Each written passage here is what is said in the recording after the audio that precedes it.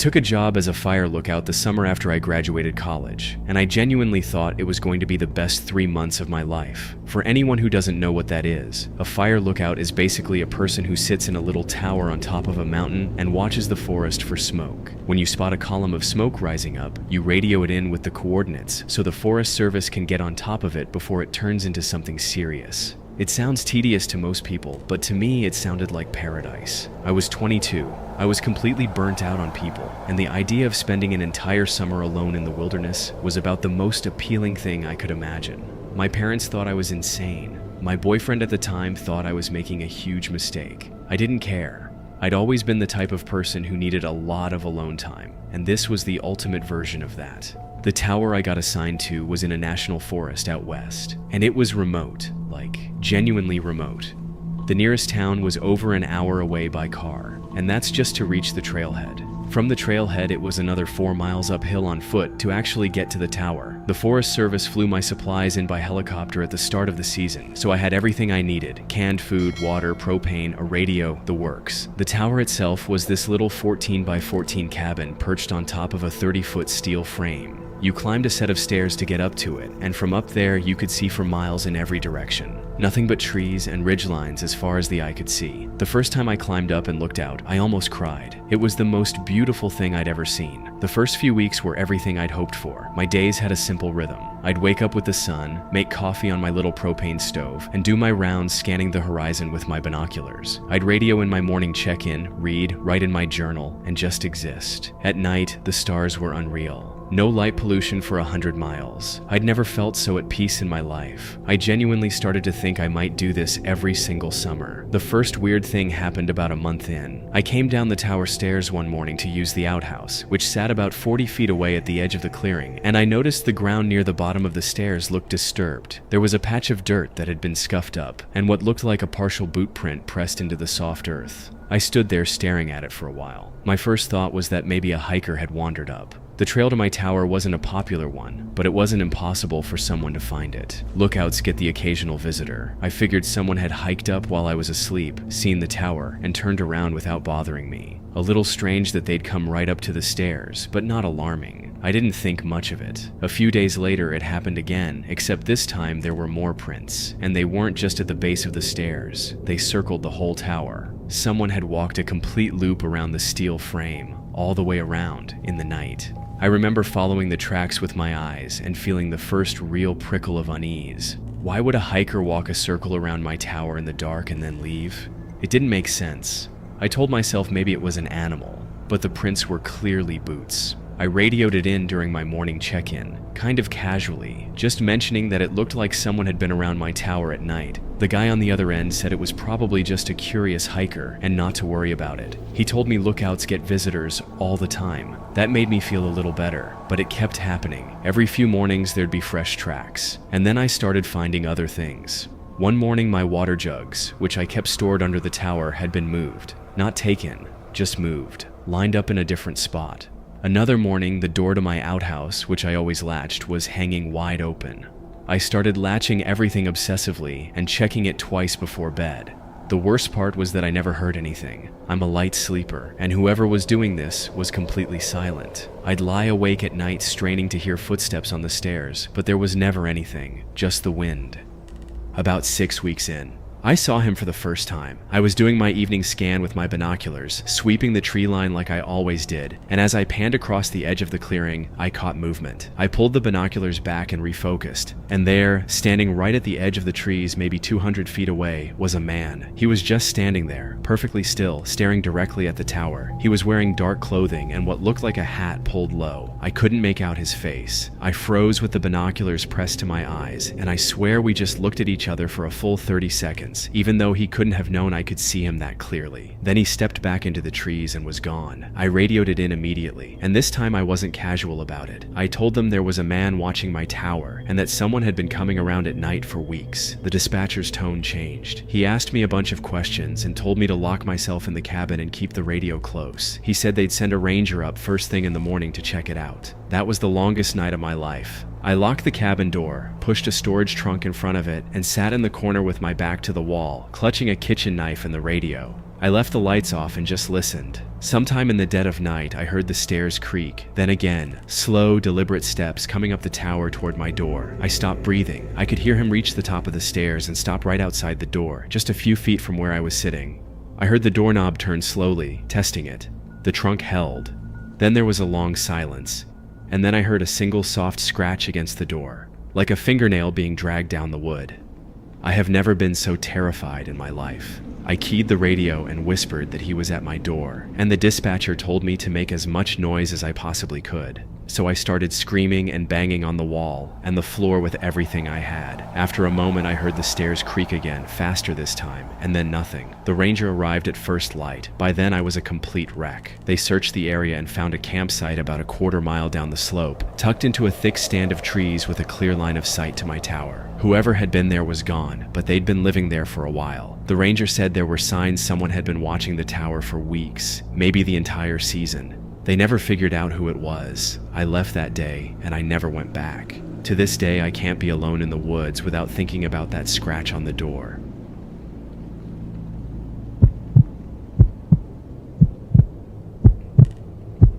My family has owned a piece of hunting land in the rural part of our state for as long as I've been alive. It's about 80 acres of thick woods with a couple of clearings and a creek running through it, and my grandfather bought it back in the 70s for almost nothing. We've hunted deer on it for 3 generations now. When my grandfather passed, the land went to my dad, and these days my dad's getting older, so the responsibility of maintaining it has mostly fallen to me. I'm the one who goes out to check the property, clear the trails, and set up for hunting season every fall. I've spent more time in those woods than just about anyone alive, and I know every inch of them, or at least I thought I did.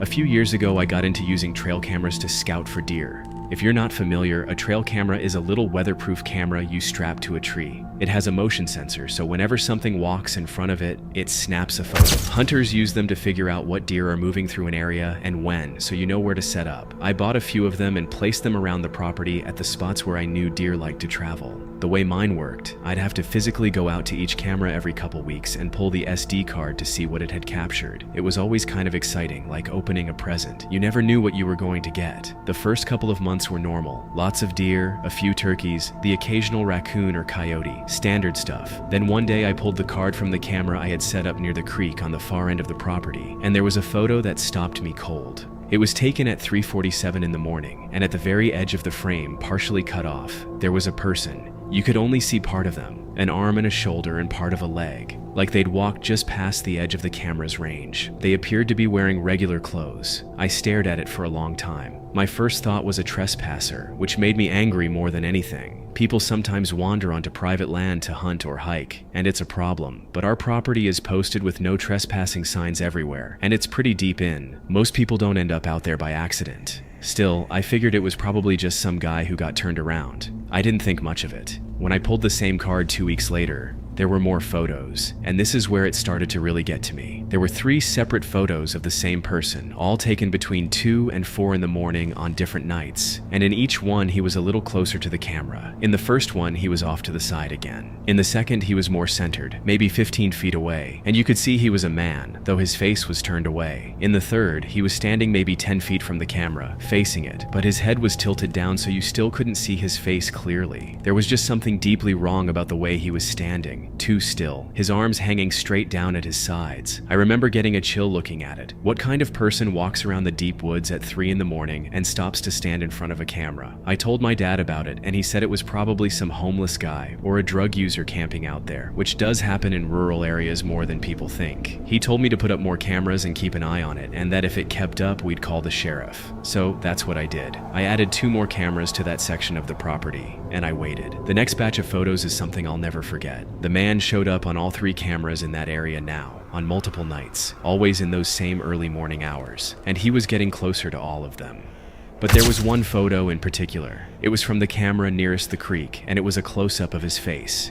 He had walked right up to the camera, close enough that his face filled most of the frame, and he was looking directly into the lens. His expression was completely blank, not angry, not curious, just empty. His eyes were these dark hollows in the camera's flash. His hair was long and matted, and his face was filthy, streaked with dirt, and he had a beard that looked like it hadn't been touched in years. But the thing that really disturbed me was that he was smiling. just slightly, like he knew exactly what the camera was and he wanted me to see him. That was enough for me. I called the sheriff's office and they sent a deputy out. But of course, by the time anyone came, there was no one around. They took my information and the photos and said they'd keep an eye out, but they were pretty clear that there wasn't much they could do about someone just walking through the woods, even on private land, unless we caught them in the act. I wasn't satisfied with that. This was my family's land, and the thought of this guy living out there, watching, was eating at me. So I made the decision to go out there myself during the day and see if I could find where he was staying. In hindsight, that was a stupid thing to do alone. But I brought my rifle, and I figured I knew the land better than anyone. I followed the creek down toward where the cameras were, scanning the woods as I went. It was eerily quiet out there, even by the standards of those woods. After about 45 minutes of searching, I found it. Tucked back in a thick grove of pines, in a spot I'd somehow never paid attention to in all my years out there, was a crude little camp. It wasn't a tent, more like a lean-to made of branches and a torn blue tarp with a fire pit in front of it. There was trash everywhere, cans and wrappers and bottles, and a filthy sleeping bag inside.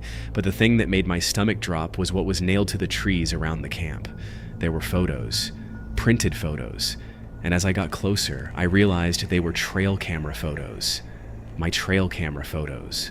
Of deer, of the property, and several of them were of me, checking the cameras, that I had no memory of him ever being there for. He'd been pulling my cards, printing the photos and putting them back. He'd been watching me the entire time. I did not stick around. I backed out of there as fast as I could and called the sheriff again from the road. And this time they took it more seriously. They searched the camp and confirmed someone had been living out there for a long time, but the man himself was never found. We pulled all the cameras and I haven't put a single one back up since. We still own the land, but I won't go out there alone anymore, and honestly, I haven't hunted it since. Every time I think about all those nights I was out there by myself, completely unaware that someone was standing just out of frame watching me, I feel sick.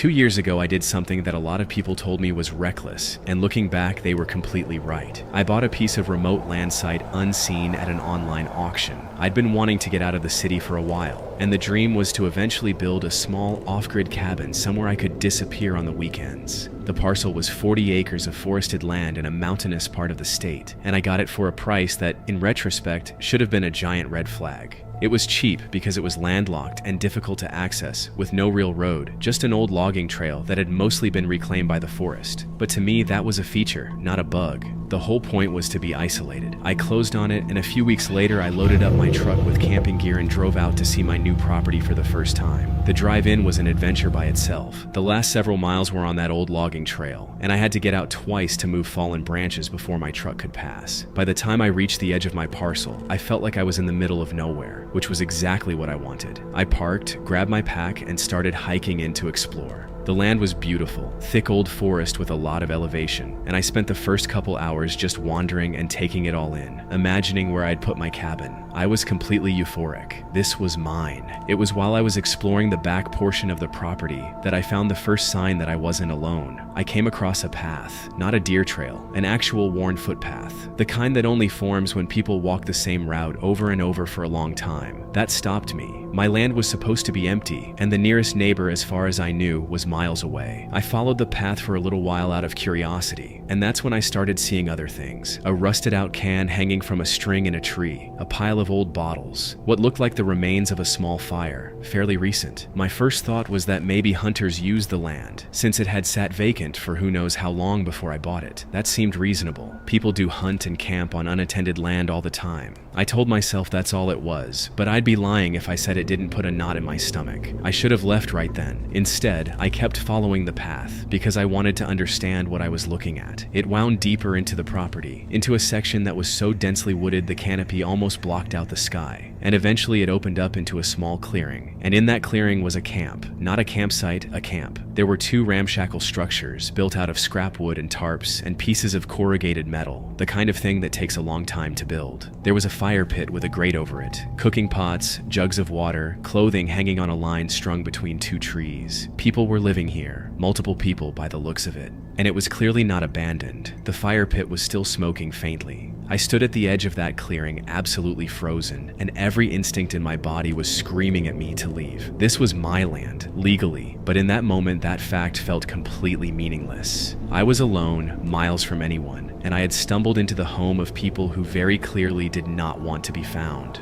I started backing away slowly, trying not to make a sound, and that's when I heard a voice behind me say, "You lost?" I spun around and there was a man standing maybe 20 feet away on the path I'd just come down. He'd come up behind me completely silently. He was tall and gaunt, with a long, unkempt beard, wearing filthy layered clothing, and he was holding a hatchet down at his side. He wasn't raising it or anything, just holding it, but the message was clear. I tried to stay calm. I told him I was the new owner of the property and that I hadn't realized anyone was out here. I figured being upfront and non-threatening was my best bet. His expression didn't change at all. He just stared at me and said, "There's no owner out here." Then he took a step toward me. I have never felt fear like I felt in that moment. I turned and started moving back toward my truck as fast as I could without outright running, because some part of my brain told me that running would trigger something. But I could hear him following me, keeping pace, staying just behind me. And then I heard other movement in the woods on either side of me, branches and brush, and I realized there were others.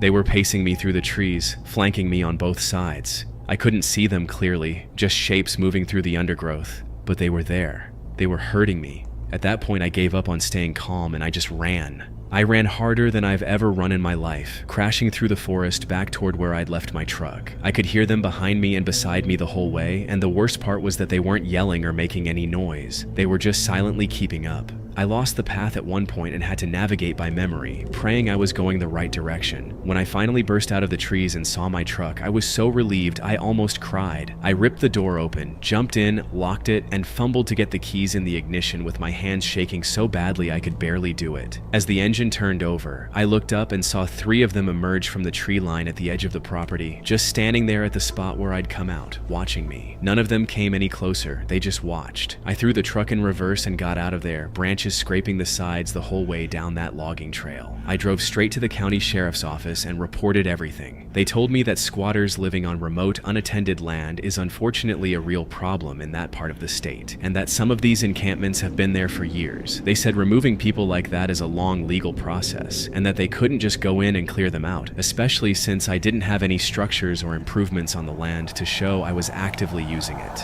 They advised me, somewhat grimly, not to go back out there alone. I never did get those people off my land. I ended up just selling the parcel a few months later, at a loss, to a logging company that I figured would have the resources to deal with whatever was out there. I don't know what happened to those people, and I don't want to know. What I do know is that there are places in this country, not even that far from civilization, where the normal rules just don't apply, and where there are people living out in the deep woods who will do anything to keep it that way. I count myself lucky that I made it back to my truck.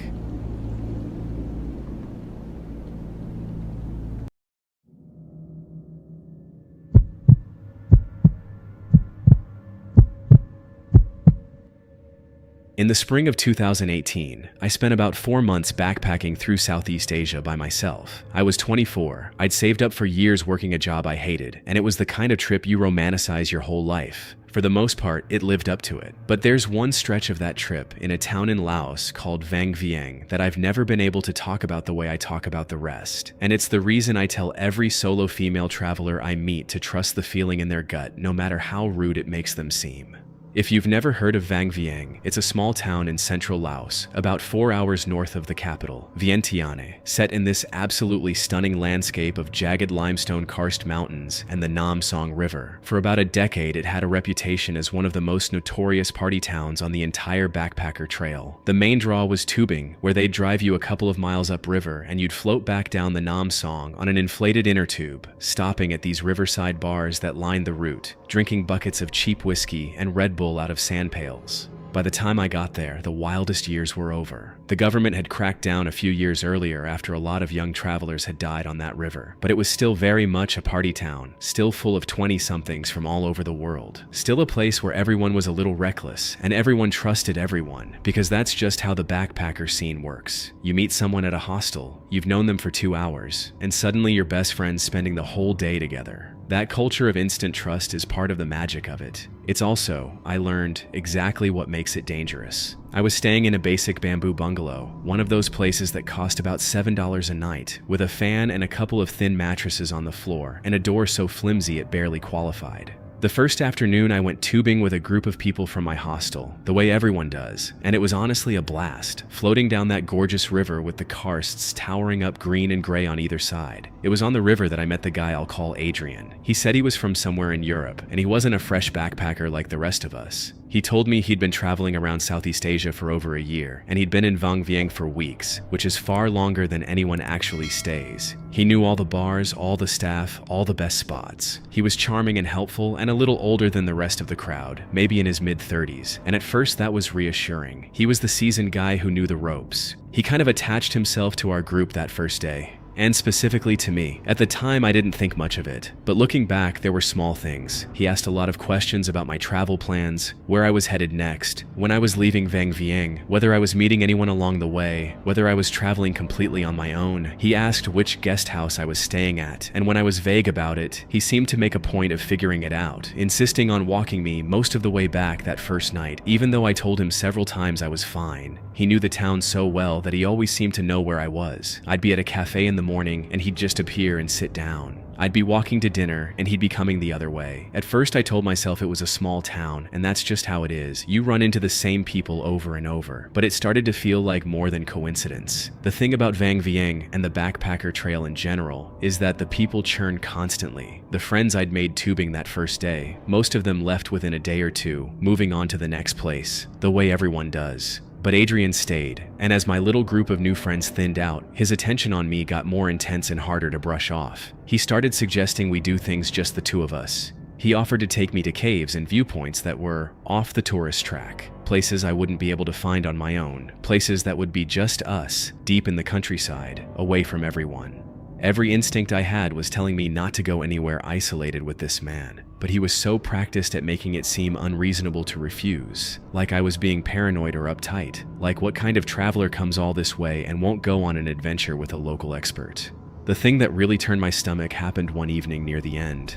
I'd casually mentioned to him, days earlier, that I was thinking about taking the bus up to Luang Prabang on a certain day. I'd since decided to leave earlier, and I hadn't told him, hadn't told anyone really. That evening, he found me at a restaurant and asked in this offhand way why my bag looked packed when my bus wasn't until Thursday. I had never told him my bag was packed. There was no way he could have known that unless he'd been close enough to my bungalow to see inside it, or had been watching my place while I wasn't there. I felt the blood drain out of my face. I made up some excuse and changed the subject, but in that moment I knew, with total certainty, that this man had been watching me, that he knew my movements, and that all the friendliness had been a performance the entire time. I decided right then that I was going to leave Vang Vieng on the earliest bus I could get the next morning, and that I wasn't going to tell him which one or when. I went back to my bungalow, and I'll admit I was scared in a way I hadn't been the whole trip. I latched that useless little door and sat on the mattress in the dark and tried to figure out how I'd let this happen. And then, sometime after midnight, I heard it. Footsteps outside my bungalow on the packed dirt, slow ones, walking around it.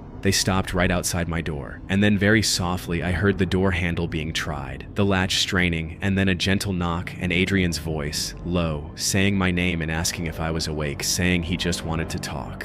I didn't make a sound. I sat there with my hand pressed over my own mouth, my heart pounding so hard I was sure he could hear it through the thin bamboo wall. He stayed at my door for what felt like forever, knocking softly every little while, saying my name, saying he knew I was in there. It's the kind of thing that, if you described it in plain words, sounds almost gentle. In person, in the dark, alone in a foreign country with a latch between you and a man you now understand has been stalking you. It was the most frightening thing I have ever experienced. Eventually, the footsteps moved away into the night, but I didn't sleep at all. I sat up against the wall with my little pocket knife in my hand until the sky finally started to go gray. The second there was any light, I packed the last of my things, left money for the room on the mattress, and walked fast to the spot where the buses leave from. I got on the first one out of town, which thankfully wasn't even going where I'd planned. It was headed somewhere else entirely, and I didn't care even a little. I just needed to be gone before he woke up and went looking. I remember sitting on that bus as it pulled out of Vang Vieng, watching those beautiful karst mountains slide past the window, shaking, completely unable to enjoy any of it. I never reported it to anyone in Vang Vieng. Honestly, it wouldn't have done a thing. The tourist police in that part of the world have a reputation, and I had no real crime to report anyway, just a man who'd been friendly and then knocked on my door at night. But here's the part that's haunted me ever since. When I got to my next stop and I was telling the story to some other travelers, trying to laugh it off the way you do, one girl went very quiet, and then she told me she'd met a guy fitting that exact description in Vang Vieng a couple months earlier, an older long-term traveler who'd latched onto her and made her so uncomfortable she'd cut her stay short and left too. And then a guy in the group said he'd heard similar things, that there was a man who'd basically lived in Vang Vieng for years who befriended solo female travelers, and that more than one woman had reported feeling stalked. Nobody knew his real name. Nobody had ever done anything about it, because in that scene, people are only in town for a few days and then they're gone, and the next batch of travelers rolls in knowing absolutely nothing. I think about that constantly. I think about how the very thing that makes backpacking so wonderful, that instant openness, that willingness to trust the person you met an hour ago, is the exact thing a predator can hide inside of. He could operate forever, in plain sight, because the whole system is built on strangers trusting strangers and then leaving before they ever compare notes. I still travel, and I still love it, but I learned in Vang Vieng that that's just how the backpacker scene is not a reason to override the feeling in your gut. The friendliest, most helpful person in the room is not automatically safe, and being far from home, in a place where no one knows your name and everyone is a stranger passing through, is exactly when that feeling matters most. I got out of there because some part of me finally stopped worrying about being rude. I don't let myself think too hard about what would have happened if I hadn't.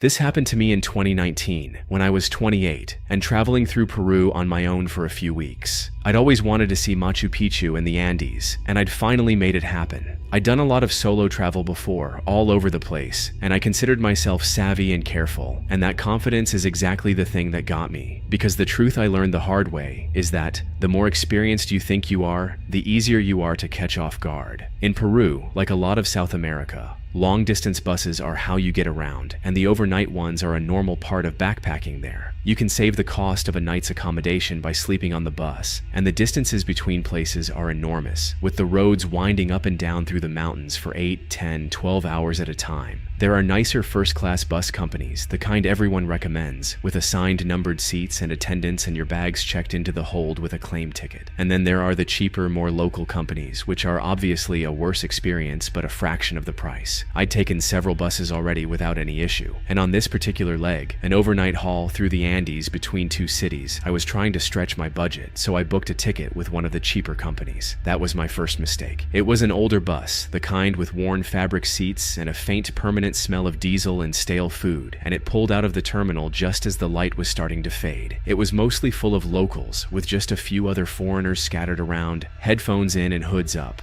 I had a window seat, and a man, a local guy, probably in his 40s, sat down next to me in the aisle seat. He was extremely friendly right from the start. His English was decent, and he struck up a conversation almost immediately, asking where I was from, where I was going, whether I was traveling alone, the usual things. He was warm and chatty, and seemed genuinely interested, telling me about his family back home, asking about mine, recommending things I should see and food I had to try, even warning me about which neighborhoods to avoid in the next city, which felt almost darkly funny in hindsight. After several hours on mostly silent buses where I didn't speak enough Spanish to talk to anyone, it was honestly really nice to have someone to talk to, and I let my guard all the way down. We talked for a long time as the bus wound up into the mountains, the engine groaning on the switchbacks, the towns getting smaller and farther apart and then disappearing altogether until the sun went down behind the peaks and the windows went black and the deep cold of the high Andes started seeping in through the glass. There's a particular coziness to being warm on a bus in the dark while the cold presses against the window, and that feeling of safety was exactly the thing being used against me. At some point, a few hours in, well after dark, he pulled out some snacks and offered to share them with me. He had some kind of local sweets and a drink,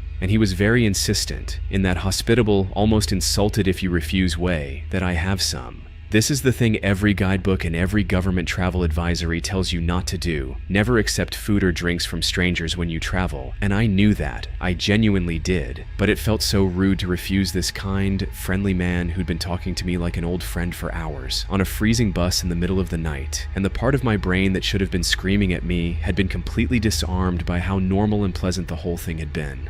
so I had some. And that's the last thing I remember with any clarity. What I can tell you about the next several hours is almost nothing, and that's the most disturbing part of this whole thing. I have these fragments, these flashes, but they don't connect to each other. I have a vague memory of feeling extremely heavy and confused, like I was underwater, like my body wasn't really mine and my thoughts were happening very far away. I have a flash of the man's face close to mine, talking to me low and calm, and a feeling of doing what he said without understanding why I was doing it. I have a flash of the bus being stopped somewhere dark, but it's all disconnected, like pieces of a dream you can only half remember. There's a drug that criminals in that part of the world are known to use for exactly this. Something that doesn't just knock you out, but makes you compliant and erases your memory of what happens while you're under it. I'm almost certain that's what was in whatever he gave me.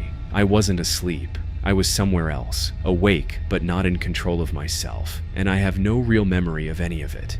I came back to myself sometime the next morning, slumped against the window, with a pounding headache and a mouth so dry I could barely swallow, and this horrible thick fog over everything. It took me a long time to even understand where I was. The bus was pulling into its destination, and then, slowly, the situation started to come into focus, and my stomach dropped. The man was gone. He'd gotten off at some earlier stop while I was out of it, and so was almost everything I had. My day pack, which I'd kept down at my feet with my passport and my main bank card and my phone in it, was gone. The cash I'd had in my money belt was gone, the belt itself unclipped and pulled off me. He'd even taken my jacket, which I'd had bunched up against the window as a pillow. I'd been sitting there, drugged and compliant, while this man went through everything I owned and robbed me and walked off the bus, and not one other person on that bus had noticed anything wrong, because to all of them, it just looked like a foreigner sleeping off a long night. I cannot describe the specific panic of arriving alone in an unfamiliar city in a foreign country with no money, no phone, no passport, and a head full of fog, not even entirely certain what had been done to me. I managed to ask my way to a police station, where I tried to report it, but it was a nightmare. The language barrier made everything harder, and the officers, while not unkind, made it very clear that there was basically nothing they could do. They took a report, mostly so I'd have a document for my embassy and my travel insurance, but they more or less told me that this kind of thing happens, that drugging and robbery on the cheaper overnight buses is a known problem, and that the chances of catching the man or recovering anything were essentially zero. I learned later that the drug they use leaves almost no trace in your system and clears within a day or two, and that victims almost never make it to a doctor inside the window where it could even be detected, so these crimes are almost never investigated and almost never solved. I was just one more report in a drawer. The next several days were a blur of trying to rebuild my life from the road, getting an emergency passport from my embassy, canceling cards over a borrowed phone, wiring myself money, leaning on the kindness of strangers and a couple of other travelers at a hostel who took pity on me. I was lucky in a lot of ways. I wasn't physically hurt, at least not in any way I could find. I got home eventually and put it behind me as best I could. But the part that has never left me isn't the lost passport, or the drained accounts, or even the helplessness of those days afterward. It's those missing hours. I was awake for them. I was conscious. I did things, said things, was moved around, all under the control of a stranger, and I have no memory of a single second of it. There is a specific kind of horror in knowing that your own mind was simply taken from you for a stretch of time, that there's a gap in your life where you were a puppet someone else was operating, and that you will never, ever know exactly what happened inside it. I still don't accept food or drink from strangers when I travel, obviously, but that's not even the real lesson I took from it. The real lesson is how completely a friendly face can disarm you. That man didn't trick me with some elaborate, clever scheme. He just talked to me kindly for a few hours on a cold bus until the careful, savvy traveler I thought I was simply switched off. And then he offered me a sweet, and I took it because refusing felt impolite. I think about all the warnings I'd read over the years and nodded along to, and quietly felt too smart to ever fall for. And I think about how easy it actually was in the end. If you take one thing from this, let it be that the rule about not accepting things from strangers isn't written for other, more naive people than you. It's written for you on the night you feel completely safe.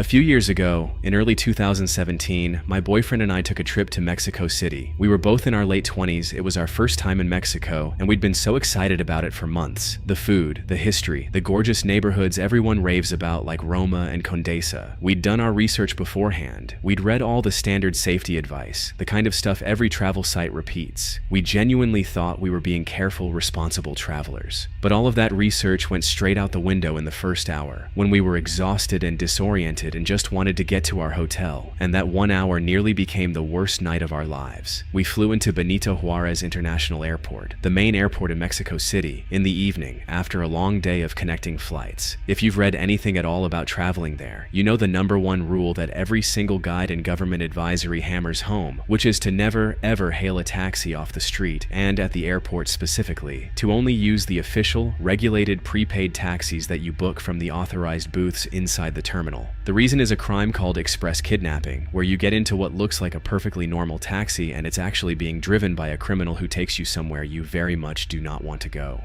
I knew this rule. I'd read it probably a dozen times in the weeks before the trip. I could have recited it. Here's how we ended up breaking it anyway.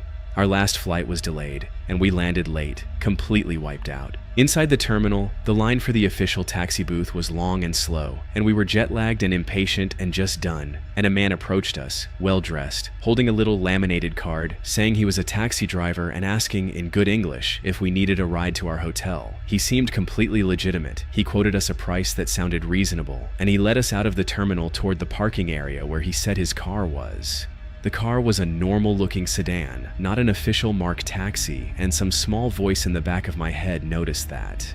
But he had this confident official manner, and we were so tired, and we just wanted to be at our hotel and lying down, so we got in. That was the single worst decision either of us has ever made in our lives. For the first few minutes, everything seemed fine. He was chatty, asking where we were from, what we were going to see. But then, a few minutes after we left the airport, instead of merging onto the main road toward the city, he abruptly pulled over on a dark, quiet side street. And before I could even process what was happening, the other doors opened and 2 more men got into the car, fast, one dropping into the front passenger seat and one squeezing into the back next to us, pinning me against my boyfriend. And the one in the back had a knife, which he held low where no one outside the car could see it. I will never forget that moment as long as I live, the feeling of the entire world dropping out from under me. The man with the knife was calm, and somehow that made it so much worse than if he'd been screaming. In a mix of broken English and rapid Spanish, they made it very clear what was happening. They already had our phones and our bags off the seat. They told us to stay quiet and do exactly what they said, and we wouldn't be hurt. And then they started driving us around the city, from ATM to ATM. At each one, they would pull up, and one of them would walk my boyfriend, with the knife, over to the machine, and force him to withdraw the maximum amount it would allow on each of our cards, one card at a time, while the others kept me in the car as leverage. Then they'd drive a few blocks to the next ATM and do it all again, and then the next, working methodically through both of our cards, draining each account right up to its daily limit. They made us tell them our PINs. They went through our phones looking for banking apps. The whole time they were calm and businesslike and almost bored, which told me more than anything that they had done this many, many times before. It was a routine for them. We were just that night's job. The most terrifying part wasn't even the knife or the ATMs. It was not knowing how it would end. We had absolutely no idea whether once they'd squeezed everything they could out of us, they would simply let us go, or whether something far worse was waiting at the end of it. I kept watching the streets slide past the window, this enormous unfamiliar city glowing and indifferent all around us, and thinking that no one in the world knew where we were. Not our families, not our hotel, no one. That we had landed only an hour or 2 earlier and hadn't even checked in anywhere yet. There were stretches where they drove us out toward darker, emptier areas of the city, away from the lights and the traffic, and the 2 men in front would talk quietly to each other in Spanish I couldn't follow, and I became certain that this was the part where it stopped being a robbery. I held my boyfriend's hand in the back seat so tightly it hurt, both of us afraid to even look at each other too openly, and I genuinely, completely believed we were going to die in that car, in a city we had been in for less than 2 hours, before we'd seen a single thing we'd come to see. This went on for what I think was about 2 hours, though it stretched out into what felt like an entire lifetime. And then, after they they'd maxed out everything they could and stripped us of everything of value, they did what, thank God, these men usually do in these situations. They drove to a quiet, unfamiliar residential street somewhere deep in the city, and they stopped, and they told us to get out and walk and not look back. They actually threw our passports out of the car onto the pavement after us, which I learned later they often do, because foreign passports are more trouble to them than they're worth. And then they drove off into the dark, and we were left standing on a strange street corner in a part of Mexico City we couldn't even begin to identify, with nothing but alive. We were in total shock. We eventually found a small shop that was still open, and a kind woman inside helped us, let us use a phone, and helped us figure out roughly where we were. We managed to get to our hotel, where the staff were wonderful and helped us contact the police, and the next day, our embassy. We filed a report, but the officers, while sympathetic, were honest with us. They told us that express kidnapping is extremely common, that it is almost never solved, and that the men who did this to us would, in all likelihood, never be caught or face any consequences whatsoever. I read afterward that less than 1% of these crimes in Mexico ever result in anyone being brought to justice, which is exactly why they're so common. We spent the next several days canceling cards, fighting with the bank, and trying to recover emotionally, and in the end we cut the trip short and flew home early, unable to enjoy a single thing about a city we had been so desperate to experience. What haunts me about it, even now, all these years later, is how avoidable it was, and how the trap was built precisely around the moment we were most vulnerable. These men weren't waiting around for reckless tourists doing something obviously stupid. They were stationed at the airport, at night, waiting for exhausted travelers who just stepped off a long flight and who, in one tired, impatient moment, would take the easy option a friendly man was offering, instead of waiting in a long line for the official taxi. We knew the rule. We had read it over and over and over, and we broke it anyway, in a single weak moment, because we were tired, and a man with a laminated card seemed nice, and the line was long. That is all it took. I still love traveling, and I don't tell this story to scare anyone away from Mexico City, which millions of people visit completely safely every single year. I tell it because the rules that sound paranoid and overcautious when you're reading them at home from your couch are written almost word for word in the experiences of people who learned them the hard way. When you are tired and disoriented in a strange place, and a friendly stranger is offering you the convenient thing, that is the exact moment those rules exist for. Now, no matter how exhausted I am, no matter how long the official line is, I only ever take the legitimate, regulated transport, and I make my boyfriend do the same. Neither of us has ever again gotten into a car at an airport with a stranger because the line looked too long, and we never will.